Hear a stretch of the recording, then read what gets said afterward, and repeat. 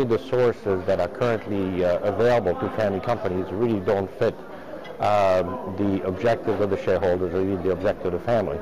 They're either too short-term oriented, or they're not really a partnership relationship between the family owners and the sources of capital, and have requirements such as the public market that make it very difficult for family companies to think long-term the way they're thinking about long-term. So one of my projects the last 2 or 3 years is really to identify what are those sources of patient capital for family companies.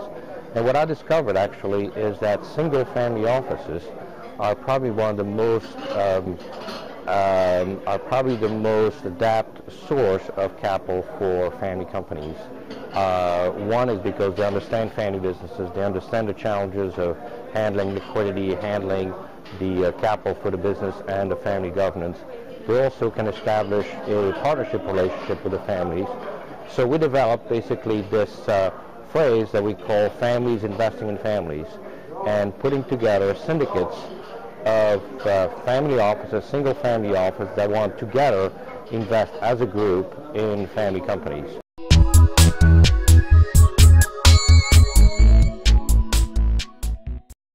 What it means for family companies is that family businesses will be able to take advantage of the global opportunities that they have. Just like my family business in Belgium took advantage of global opportunities in Asia by thinking long-term. So it's going to help family businesses really think long-term.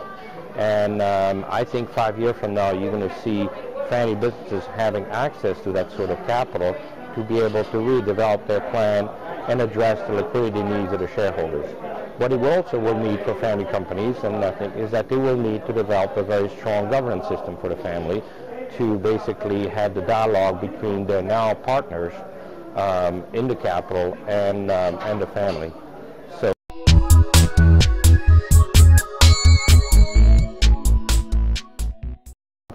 absolutely, and I think that is one of the requirements. I think there's 2 requirements really to attract those kind of sources of capital. One is I think that the family has to have very good actually 3. One is that they need to have a business that obviously has the ability to be a global leader in its whatever niche they may be in. I think secondly is that the families need to be very clear about the liquidity objectives of the shareholders. And as we know, through families, those liquidity evolve as the generation evolve in terms of, I think. So they need to be very clear, because that needs to be set very clear with the new partners. And third, obviously, is that in order to balance the entry of a new partner into the capital structure of the family business on a long-term basis, families need to have a governance system that, and that's obviously the part that is missing, is that they don't have the right governance system to be able to attract a partner, and something obviously we need to help them develop before they can attract those sources of capital.